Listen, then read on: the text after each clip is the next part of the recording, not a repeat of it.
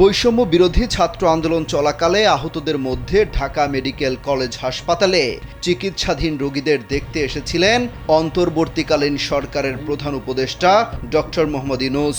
বৃহস্পতিবার রাত 10:30টার পর তিনি তার উপদেষ্টা পরিষদের সদস্য নিয়ে ঢাকা মেডিকেল কলেজ হাসপাতালে প্রবেশ করেন। হাসপাতালে প্রবেশ করে তিনি আহতদের চিকিৎসার খোঁজ নেন। পরে 10:43 বেরিয়ে যান। তবে ঢামেক হাসপাতাল পরিদর্শনে এসে তিনি গণমাধ্যমের সঙ্গে কথা বলেননি। এর আগে বৃহস্পতিবার রাত 9:20 শপথ নেন ডক্টর ইউনূস।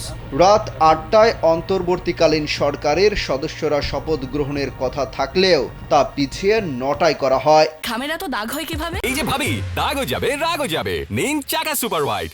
তার আগে অন্তর্বর্তীকালীন সরকারের প্রধান উপদেষ্টা হিসেবে শপথ গ্রহণ করতে বঙ্গভবনে প্রবেশ করেন শান্তিতে নোবেল জয়ী অর্থনীতিবিদ ডক্টর মোহাম্মদ ইউনূস।